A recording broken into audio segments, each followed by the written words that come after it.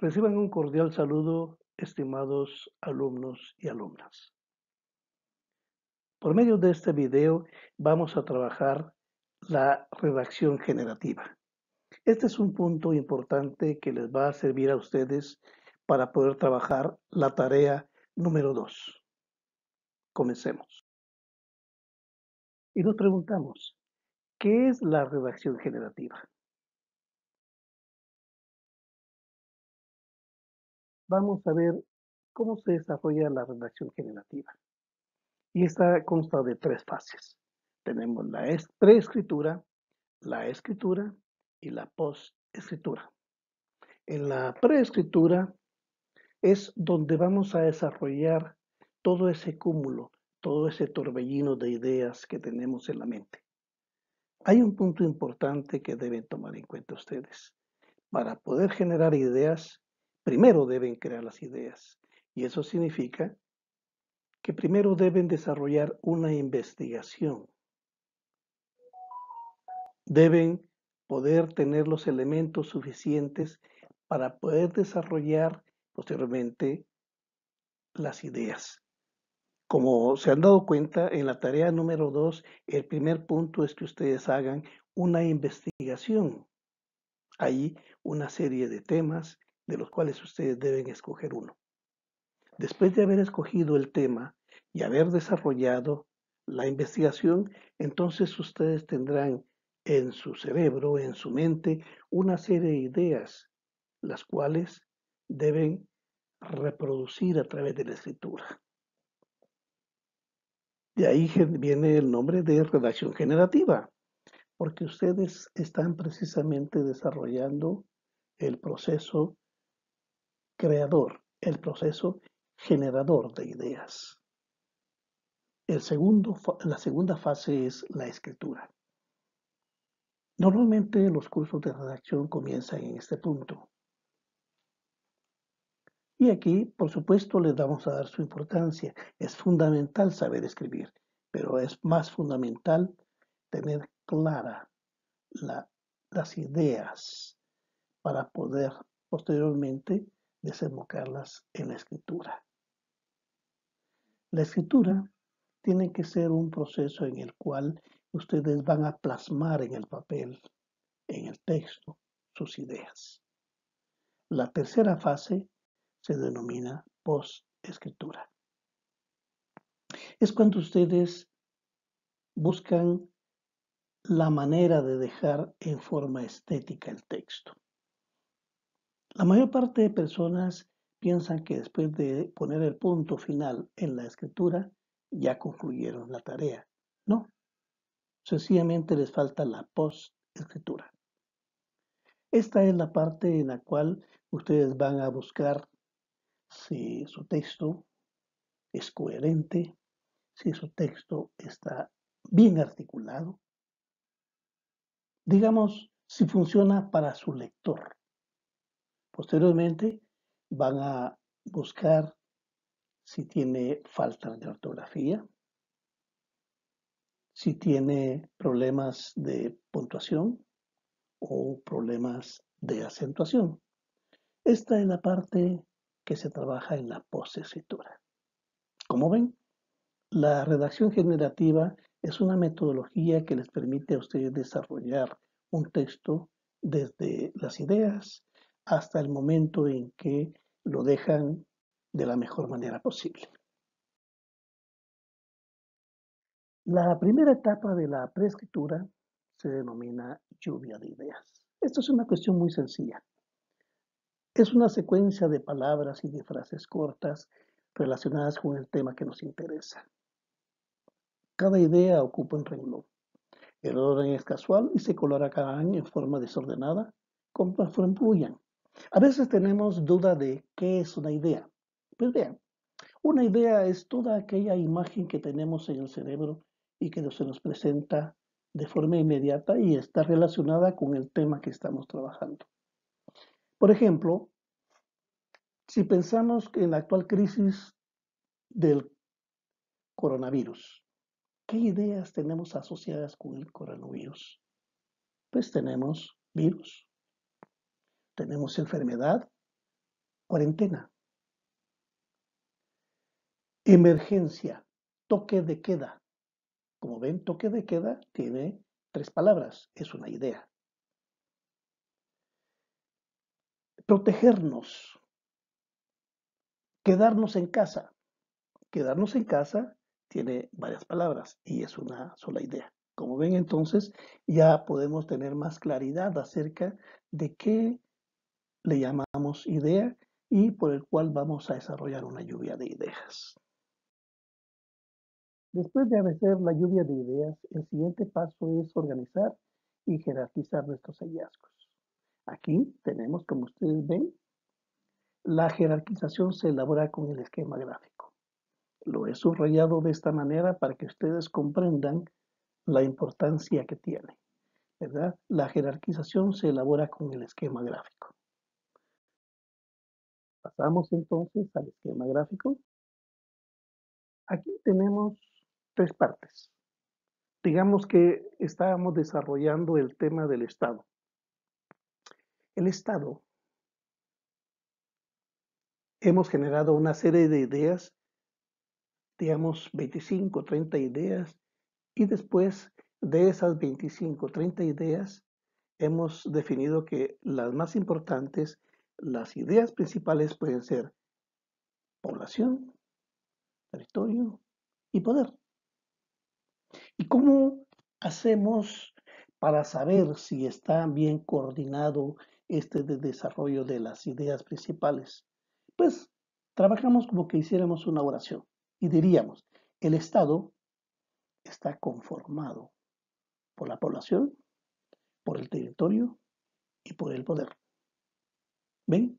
De esa manera tenemos una relación completa de este esquema gráfico. Pensemos, por ejemplo, en el caso del coronavirus.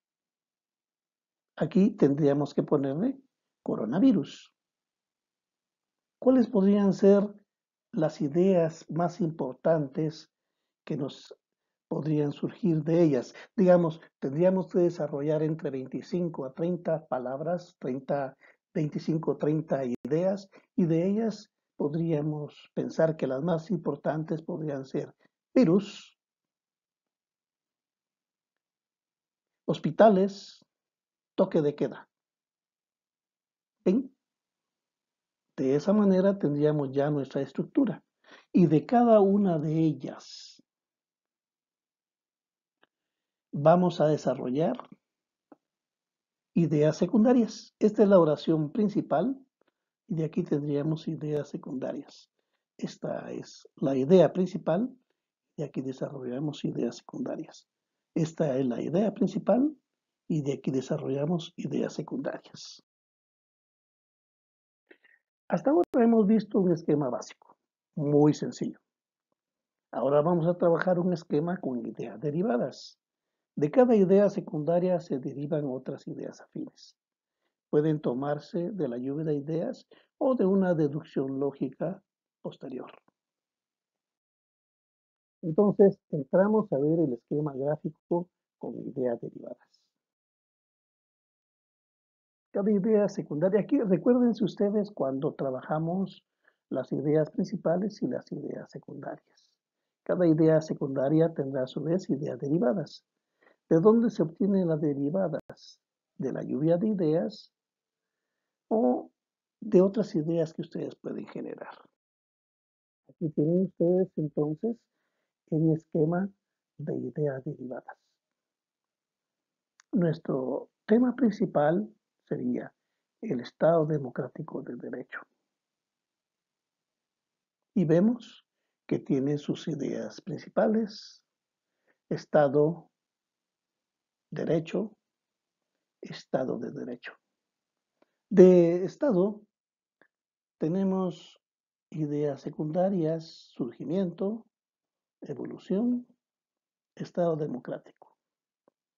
¿De dónde obtuvimos estas ideas? Bueno, tenemos 2 fuentes. Una, es posible que hayan surgido a partir de la lluvia de ideas, pero si no, a partir de esta idea principal podemos empezar a desarrollar una derivación lógica. Tenemos aquí la idea principal, derecho, y de ella tenemos ley, entendida como voluntad general. Tenemos ley y orden, y tenemos derecho y equilibrio social. El proceso es similar al que tuvimos en esta parte. Y por último tenemos la tercera idea principal, ya en este esquema, Estado de Derecho. Tenemos Estado y Derecho, origen y evolución, estado de bienestar. Y nos preguntamos, ¿para qué nos sirve el esquema? Fíjense que el esquema es una ayuda fundamental para estructurar nuestro pensamiento. Cuando ustedes ven plasmada en forma gráfica las ideas que tienen, se dan cuenta cómo su mente ha logrado crear toda una estructura con las ideas que tienen ustedes guardadas. Nuestra mente es maravillosa. Nuestra mente tiene esa capacidad de poder tener ideas, pero como no ejercitamos el cerebro, están ahí guardadas. Este es el momento, a partir de la redacción generativa, en la cual ustedes van a ejercitar su cerebro y van a bajar esas ideas que tienen ahí para poder desarrollar su texto. En clase, yo les dije a ustedes que uno de los problemas que tienen los estudiantes cuando cierran Pensum, hacen todas sus prácticas, es que en muchas ocasiones no terminan su tesis. ¿Y saben por qué no terminan su tesis? Porque no saben cómo comenzar a desarrollar su trabajo.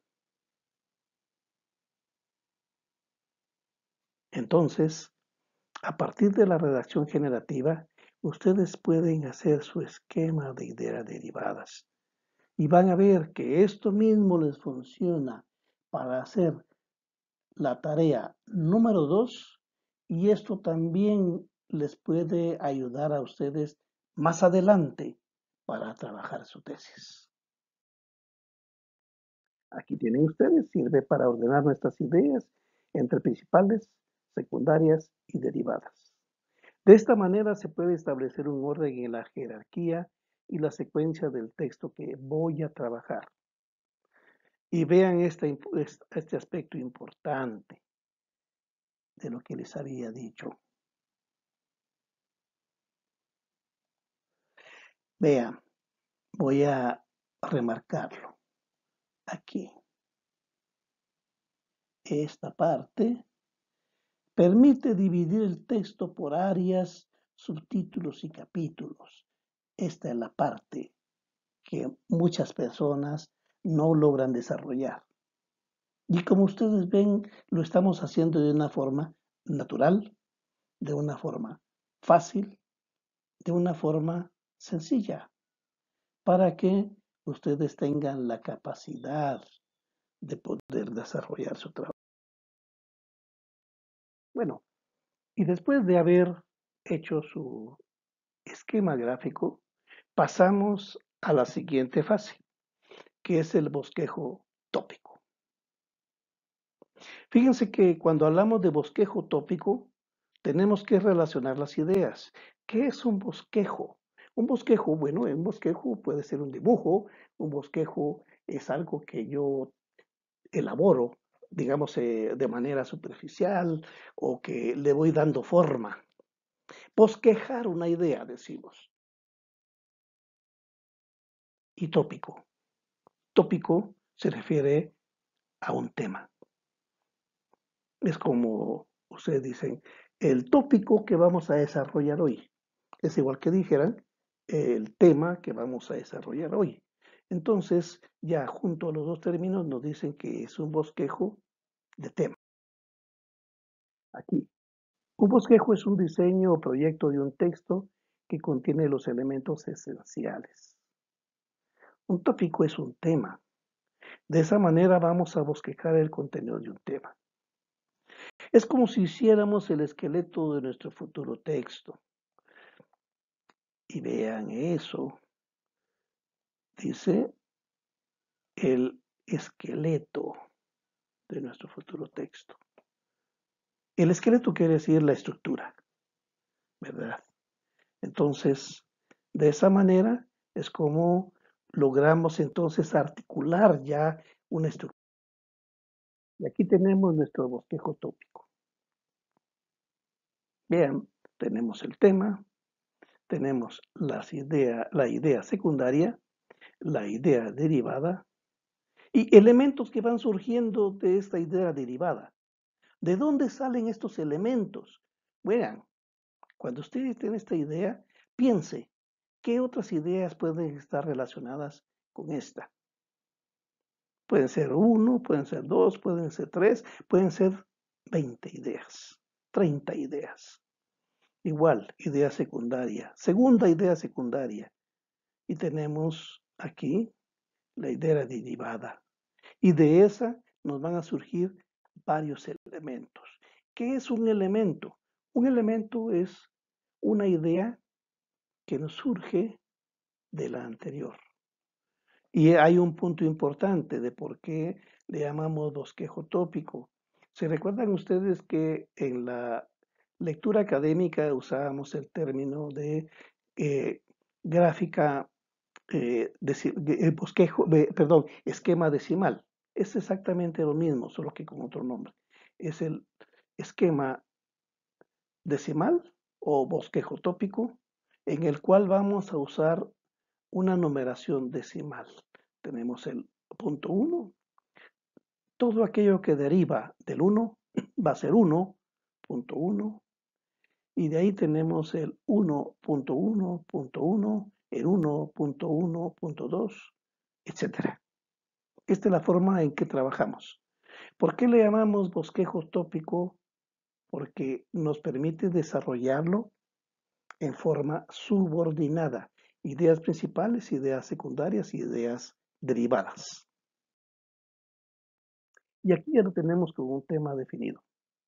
Tenemos el Estado democrático de derecho, que es el tema sobre el cual hipotéticamente estamos trabajando este texto. Y tenemos Estado 1.1, surgimiento, 1.2, evolución, 1.3, Estado democrático. Repito, ¿de dónde surgieron estas ideas? Bueno, teníamos al principio Estado, derecho y Estado de derecho. Entonces, para darle más forma, más sentido, le agregamos elementos para poder desarrollar Estado. Tenemos surgimiento, evolución y Estado democrático. Derecho. Aquí podemos decir 2.1, ley y voluntad general. 2.2, ley y orden. 2.3, derecho y equilibrio social. Y el punto 3, Estado de Derecho. 3.1, Estado y Derecho. 3.2, origen. 3.3, evolución. Fíjense, de esta forma sencilla, después de haber desarrollado nuestro esquema, primero fue la lluvia de ideas, después el esquema, posteriormente el bosquejo tópico o bosquejo de tema, nos tenemos enfrente de nosotros esta estructura que, si ustedes lo ven detenidamente, funciona como un índice de su trabajo. Este es un índice que les puede servir a ustedes para cualquier tarea que desarrollen en cualquier curso. Bueno, y después del bosquejo tópico, pasamos a un elemento más amplio, el bosquejo racional. Como ven ustedes, hemos empezado de la forma más simple, de la forma más sencilla, y poco a poco la hemos ido haciendo más compleja. Ahora, cuando hablamos del bosquejo racional, vamos a pensar en que cada idea que hemos desarrollado, la vamos a convertir en una oración. Pero antes, recuérdense lo que ya vimos durante la parte de la lectura académica. Tenemos dos tipos de oraciones. La oración principal y las oraciones secundarias, ¿verdad? Recuérdense que cuando hablamos de oraciones principales, son aquellas que lideran, orientan o dirigen el contenido de un párrafo. Son las oraciones líderes, son aquellas que nos dicen de qué vamos a hablar. Y las oraciones secundarias o subordinadas son las que nos van a ayudar a desarrollar la idea que marcó esta, la oración principal, ¿verdad? Son las que desarrollan, amplían o explican lo expuesto en la oración principal.